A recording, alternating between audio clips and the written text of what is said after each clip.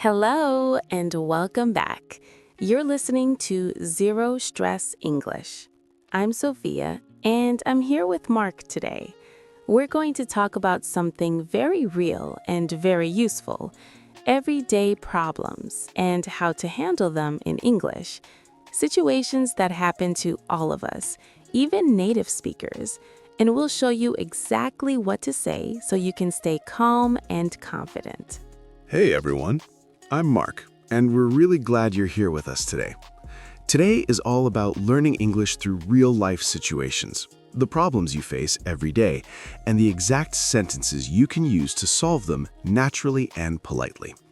And don't worry, we'll also have some light humor and little surprises along the way to make it enjoyable. Exactly. Let's start with the classic, waking up late. You open your eyes, look at the clock, and realize you're late for work or school. In English, you can simply say, I woke up late today. And if you want to give a bit more detail, you can add, my alarm didn't go off, or I didn't hear my alarm. Notice simple, clear, and no stress. That's how real English works. Yes, and here's something important. When explaining everyday problems, the tone is often more important than perfect grammar. For example, imagine you're at a coffee shop and they give you the wrong order. You can politely say, sorry, I think this is the wrong order. Or just, I ordered something different. That's it. Clear, calm, and natural. And yes, sometimes we laugh a little about it because it happens to all of us. Exactly. Another common situation, technology fails. Your phone freezes, nothing responds. You can say, my phone isn't working, or it just froze. Simple sentences. And when talking to a friend, you could even say, I think I need a new phone, and they'll understand immediately. That connection, that's what makes English real. Absolutely. Let's talk about being tired, something we all experience. You can say, I'm exhausted today, or I didn't sleep well last night. No need for fancy words, just express what's real, and people will understand. That's confidence. It comes from being understood, not perfect grammar. Right. Another tricky situation, forgetting someone's name. You can say politely, sorry, I forgot your name, or can you remind me of your name? Natural, honest, and very common. Native speakers do this all the time.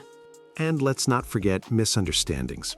If you don't understand something, it's perfectly fine to say, sorry, I didn't understand. Or, can you say that again? Calm, polite, and it works every time. The goal here is communication, not perfection. Exactly. And every day, you can practice these small situations, a few minutes at a time. Your brain starts to understand situations first. Words come naturally later. That's how you build confidence without pressure.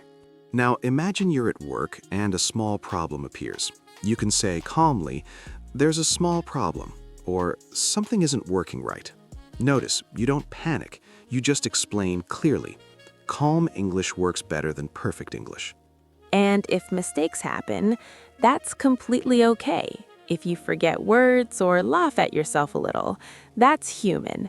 Every small problem you face is a chance to practice real English. And remember, the key to confidence is using English naturally in real situations, not worrying about perfection. Every listener here can say, I can handle this in English. That's exactly what we want.